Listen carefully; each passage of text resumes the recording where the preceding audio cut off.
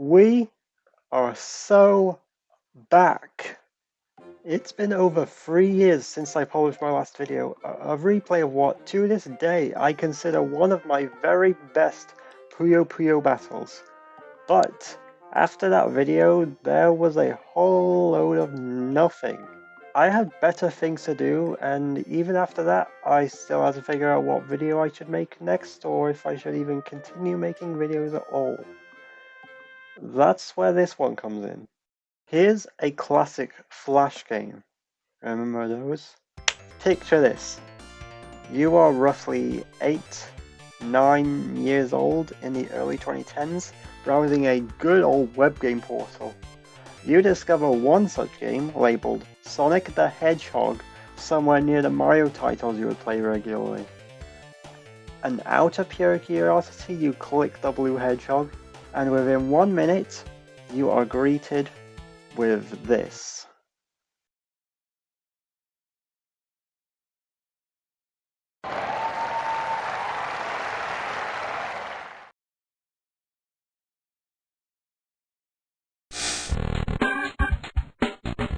Well, that's exactly how I ended up at this game, in a time when I barely knew what a Sonic was.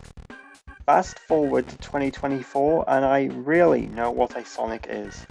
I still have a certain fondness for this game, but with all the knowledge I've gained about Sonic over the years since, as well as overall gaming experience, there's no denying that there are some issues. So, without further ado, let's talk about Ultimate Flash Sonic.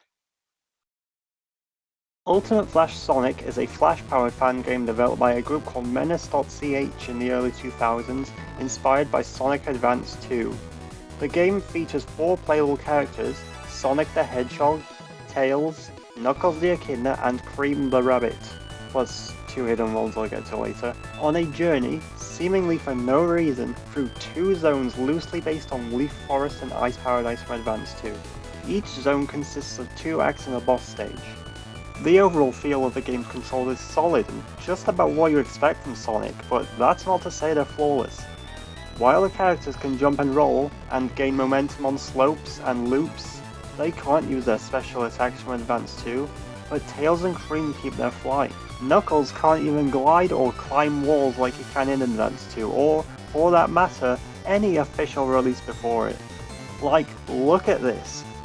This is me attempting to glide as Knuckles. If the flying characters can fly, then why can't this guy glide? Why won't he do it? Why? Also, here's a funny oversight. Try rolling to the right on flat ground, then continue to hold right. Now watch as your character gradually gains momentum when, logically speaking, they shouldn't. While Leaf Forest and Ice Paradise are indeed locations from Sonic Advance 2, the level design here is entirely unique rather than a copy-paste of the originals. There are definitely some interesting aspects in the new layouts, such as this loop in Leaf Forest which transitions into a grind rail, this loop which ends in midair and drops you onto a rail, loops made entirely out of rail, and this one momentum jump to the highest route in Ice Paradise Act 2. Everything else is just alright. Except the way the game sends you underground here in Leaf Forest Act 2, how is this allowed? However, not everything in the whole game is quite as nice as these pieces of geometry. Like, check this out. In this game, the character can still take damage immediately after losing rings. So you can take a hit to spikes, for example, and proceed to die unfairly because you fell on the spikes again 1 second later.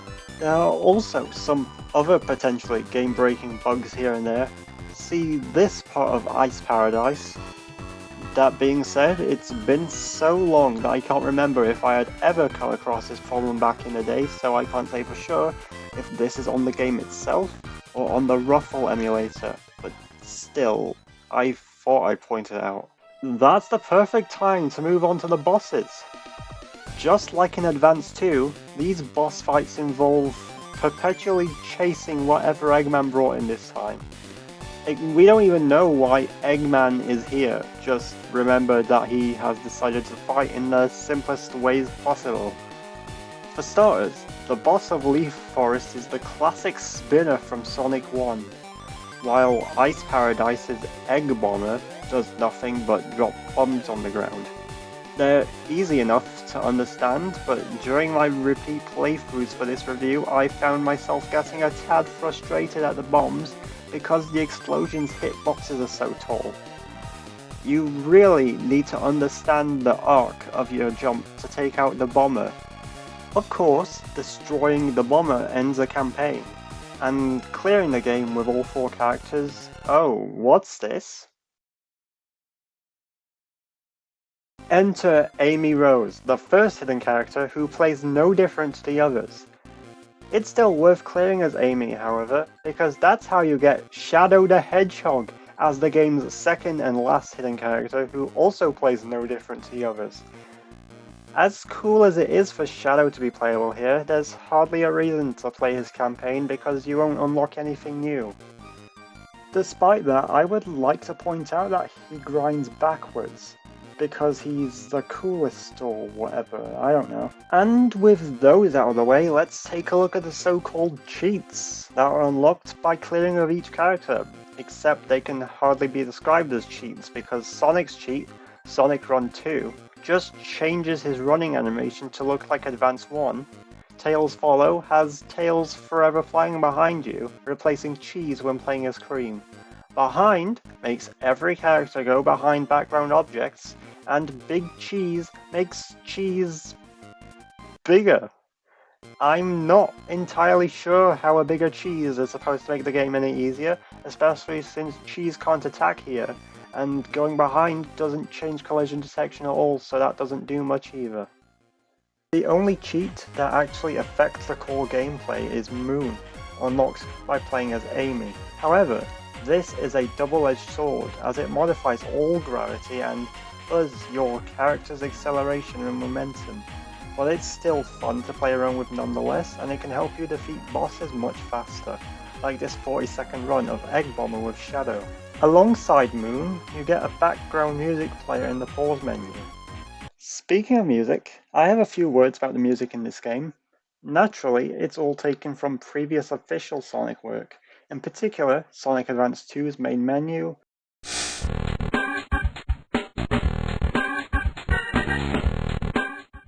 level select,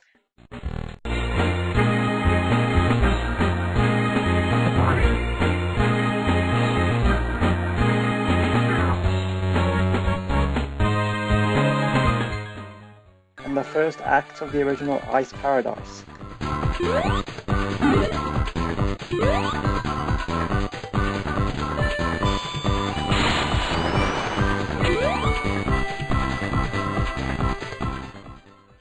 With the end credits track coming from the cutscenes where Sonic rescues Cream and Tails.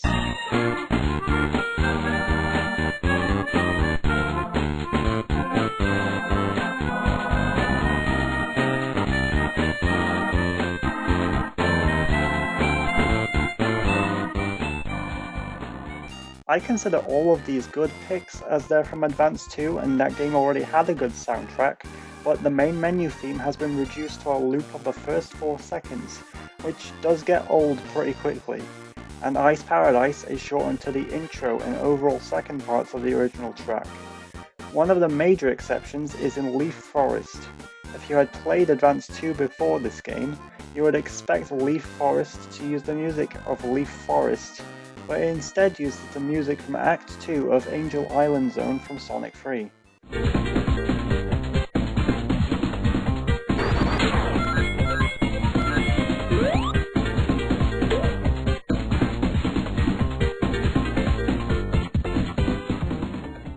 Curiously, in the case of the end credits, Amy receives special treatment with a snippet from Follow Me, the theme of Team Rose from Sonic Heroes.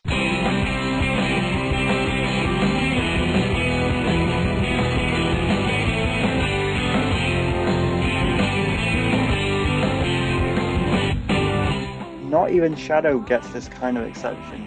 Imagine one of his own theme songs, or that of Team Dark, being used here. There's also the fact that Cream was part of Team Rose in Heroes, which adds another layer of confusion to the mix.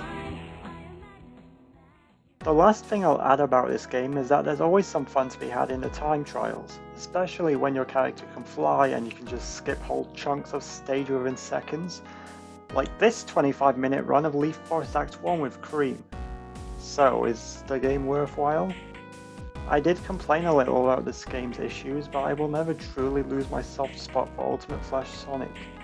I would suggest trying a different fan game or even something official like the real Sonic Advance 2, but this game was really close to being the perfect unofficial Sonic Flash game, especially in 2004. I think it deserves some recognition for that reason alone. But wait, there's more. I'm going to take this opportunity to talk about an elusive reskin of Ultimate Flash Sonic, known as Sonic Earth. Sonic Earth attempts to tell a tale of Sonic and Amy crash landing on our planet, turning into humans named Vasil and Vera, and being challenged by a mysterious, shadowed figure known only as Death. To do this, it takes Ultimate Flash Sonic, swaps almost all of its assets to reflect the new setting, and removed all but 2 characters. Leaf Forest is turned into the London Heights, while Ice Paradise becomes an even more generic Winter Bliss. Eggman's boss appearances are replaced with Spinning Death and Death Bomber. Vasil and Vera are the only playable characters, and while Vera is supposed to be a foil to Amy, on the technical level she has replaced Tails and transforms into a bird to fly. Being based on Ultimate Flash, Sonic Earth has all of the same axe layouts, the same mechanics, and all of the same issues. It even has the same cheats, but Sonic Run 2 and Tails Follow are renamed to reflect the new characters' names, and the rest are only obtainable with passwords from Ultimate Flash Sonic. What's more, the credits are totally unchanged. Sonic Earth features just 4 music tracks, which are reused in a few places. The most egregious examples being the intro track reused for the level select and the bosses.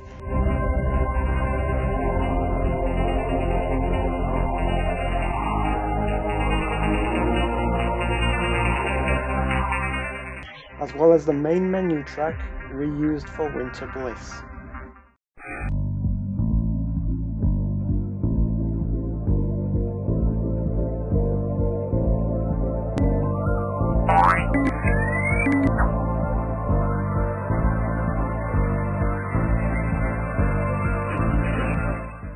That's all I can really say for Sonic Earth, but I also want to touch on yet another reskin called Mario Brothers in Sonic World that brings characters from Super Mario into the original zones. The first 4 playable characters are replaced with Mario, Luigi, Toad, and Toadette. Toadette here is just a standard blue Toad accompanied by a floating red Toad head, the other Toad is yellow, and Luigi and the Toadette imposter can fly. As for the hidden characters, Amy's name isn't changed, but she has turned into a red Toad, and Shadow is fake Mario. Bowser has taken Eggman's place too. Access to the password system and the cheat menu were removed entirely from this game, so there's no way to use the cheats or to save your progress at all. It is also impossible to check your time trial records. The main menu also has a whopping 3 links to the same website in static positions on the screen, one of which obscures Shadow's name in the character selection screen. Despite this, Shadow can still be selected by clicking the transparent pixels to the left.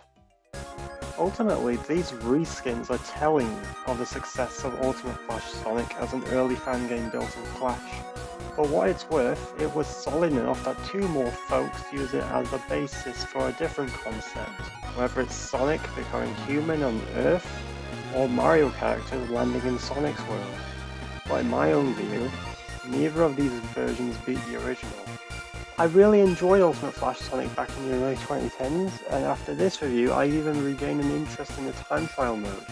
Even after playing many official Sonic games later on, including the Advance series itself, I can still appreciate what this game tried to do. But I'll ask one of the most YouTube questions ever. What do you think of this game? If you want, you can drop your thoughts in the comment section. I don't know when I'll release another video, but I have a few ideas floating around in my head, so I'll see what I can do. But until then, this has been 23 Sonics, truly putting the Sonics in my own name.